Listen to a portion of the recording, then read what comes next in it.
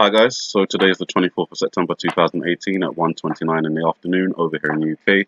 The 23rd has passed as I suspected it would. We have the next 23 coming up in the lunar calendar, which is the 2nd of October. Now, what we're seeing here is a confluation of events that may lead to something kicking off in a week's time, like on the 30th of September, leading into the 1st and onto the 2nd of October as well. So Israel's culture and sports minister, Miri Regev, opened Israel's newest theme park in Katzrin. This is no run-of-the-mill attraction, however, as the biblical Storyland park brings fascinating events from the Torah to life right before visitors' eyes. From the parting of the Red Sea to Noah's Ark, the multi-million-dollar facility is set to debut this week during the Sukkot festival. So I'm just going to play this video.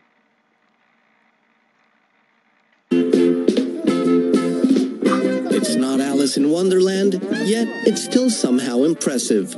Israel's controversial Minister of Culture and Sports, Miri Regev, recreates the crossing of the Red Sea at Bible Storyland. The Feast of Tabernacles, known in Hebrew as Sukkot, is around the corner, and so will be the opening of the Park of Biblical Stories in the northern Israeli town of Katzrin. I am happy to be here in Katzrin. It's here where we decided to build the Park of the Biblical Stories, a unique experience, the first of its kind, and all of it as part of Israel's 70th anniversary celebrations under my auspices as the head of the Commission of Ceremonies. The project comes at a cost of 7 million shekels, approximately $2 million. I am proud and happy that although the budget for Israel's 70th independence celebration was 100 million less than the budget destined for the 50th, 60th anniversary, we still managed to create dozens of activities distributed all around the country, showcasing our rich heritage dating back thousands of years, while also displaying the modernity of the State of Israel. The park sits on the grounds of ancient Katzrin, a Jewish farming village dating back to the 6th century CE, and located in the Golan Heights, an area captured by Israel during the 1967 Six-Day War. The Feast of Tabernacles has multiple sacred meanings for Jews. In the book of Exodus, it's mentioned as a celebration of agricultural produce and nature, marking the end of the harvest season in the land of Israel. While the more elaborate religious significance from the book of Leviticus is that of commemorating the Exodus and the dependence of the people of Israel on the will of God. Behind me is Noah's Ark. There are many more attractions here that will enable families to compete with each other over Bible trivia. Otherwise, if they don't know the answers of the Bible questions, they won't be able to leave the escape room. The interactive park, which also includes a trivia escape room inside a pyramid, does not focus on historical inaccuracies or debunking of biblical events. It's meant to entertain families with children. The Park of Biblical Stories will be open from September 23rd to September the 30th. So I'll stop it right there. There's a couple of reasons why I showed you that video. One is the last thing that he said, the attraction being open from September the 23rd to September the 30th. Obviously, where I have September the 30th as a watch day, I found that very interesting. The other thing I wanted to point out is the short time period they've got it for. Obviously, it's for Sukkot, so that's just a week, and then you've got the 8th day, which is the evening of the evening of September the 30th to the evening of October the 1st. But they've spent $2 million on it, multi-million-dollar facility. That's only going to be open for 7 days. Obviously, you can say that's fair enough. You can put that much money into an attraction, but as you heard, it's $100 million less than what they spent previously on this particular festival time period for this festival. So one question you have to ask yourself is, why are they spending so much less? And why is this theme park so heavily focused on water events like the Red Sea, like Noah's Ark? Also in the video, you see, right, well actually I'll just show you up here because they've got it as a screenshot, but you saw this part right near the end of the video where obviously this is supposed to represent Adam and Eve. In my opinion, I believe that's what they're trying to represent.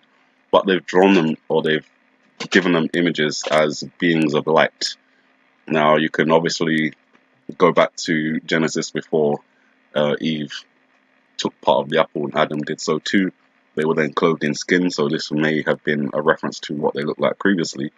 But we also know that the other side uses this reference as in illuminated ones. So where you may have a cabal of Jewish people that act in a different way to the actual Jewish religion, meaning they're evil, I don't know if this display that they're putting on is created by them or by, the real religious Jewish people and not the ones that are acting in evil. So I thought that was very interesting, but the main thing is the date that it's ending on the 3rd of September. That's when this ends. We've got the Red Sea event, which actually to me at the beginning, obviously that's the Red Sea parting, but it did look like they were kind of walking through the middle of a tsunami coming from either side, and which again is kind of like a reference to the research that I've been doing in association with the East Coast, the West Coast, and the UK as well. And obviously Noah's Ark is a reference to getting onto the Ark before the floodwaters come. And a lot of the topics that I've discussed involve floodwater, tsunamis, that type of event happening on a very large scale. So we're talking mega tsunamis here. Tsunamis that when they reach the coastlines, they raise up to, hundreds of feet, or at least up to 100 feet, which is, tall enough. You don't need to go any further than that, but they most likely will. So I just wanted to bring all that to your attention. And then at the same time, Iran, as I spoke about yesterday, Iran is vowing revenge against the United States of Israel for the attack on their military parade, which took place on Saturday, the 22nd. It may be possible that, obviously, we're getting this report coming out today, and yesterday, so that could be like a week's kind of wait before Iran does something, or at least Iran is accused of doing something in retaliation for the military parade attack. Why that's interesting for me is because it kind of lines up with them wanting to blame Iran for something so they can then go and attack them. So last year, cops and firefighters in biohazard suits swooped on London's Israeli embassy in a chemical terror attack drill. And obviously that's another topic that I've been covering quite a lot, a chemical attack in London. Seeing how we've had all these references to chemical attacks already, something bigger seems like it's on its way. So emergency teams in biosuits descended on the Israeli embassy for a training exercise to prepare for a feared chemical attack. A cordon was put in place and decontamination tents were erected at the back of the building in central London, yards from Kensington Palace. And we go on a little bit further, you can see the suits they were wearing. Paramedics in full biosuits treated casualties played by members of the Royal Military Police who were put through decontamination showers. Police, paramedics and fire crews all took part in the event on Sunday to test the emergency service reaction to an attack or accident involving a toxic substance. Now, you put that in line with this story, so that was the drill last year, but you put that in line with this story with Iran warning the US or Israel, US and Israel, of a revenge attack for the military parade, saying to expect a devastating response from Tehran. Considering they're also blaming Israel, and we have the Israeli embassy in London where they practiced for a chemical attack on that particular place. It may be that if a chemical attack does take place at the Israeli embassy in London, then they will blame Iran. Not only that, but obviously attacking the Israeli embassy is going to involve Israel. Doing it in London is going to involve the UK, and the UK and Israel are both the US's closest allies. So that will definitely involve the US. So you've got 1, 2, 3, tick, tick, tick, ready to go to war against Iran for a reason such as a chemical attack on the Israeli embassy in London. Now, that's all just my views and my opinions on what I think may happen and what I think all this is kind of leading to. They want a reason to attack Iran, which is why they withdrew from the nuclear deal, which is why they keep saying that Iran is involved in terrorism, which is why they want to attack Iran in Syria. They want to get at Iran for whatever reason, may be legitimate or not. In my opinion, it's not. But in order to do that, without having a public backlash, they need a reason. And what better reason than having a chemical attack? Well, there's obviously better reasons, but this is a pretty good one they can use. A chemical attack on the Israeli embassy, involve Israel, do it in London, involve the UK, and that will involve the US, allowing those three countries to have a reason to then launch a strike against Iran, whether that's directly or in Syria itself. It looks like they're going more direct towards Iran, considering the naval build-up that they've got going on over there. And, you know, even British submarines have taken a little trip over there, at least one of them anyway, has taken a trip over there in anticipation of conflict kicking off. And we know that Iran is preparing for that. Naval drills, Strait of Hormuz, aerial drills, Strait of Hormuz. So all of it's going to be focused around oil. The Strait of Hormuz is going to be one of the key locations where this war scenario is unfolding. Obviously, then you've got Idlib as well, where the terrorists and the other opposing forces are due to clash soon enough.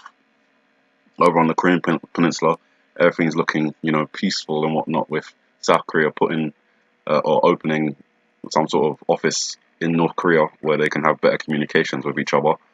But at the same time, sanctions still remain on North Korea. There's accusations that North Korea are violating those sanctions, and various other little things that could end up unraveling what would look like peace. As I said, I think it's all an illusion anyway. It's all part of the plan to make it look peaceful, and then sudden destruction just to manipulate another reference from the Bible.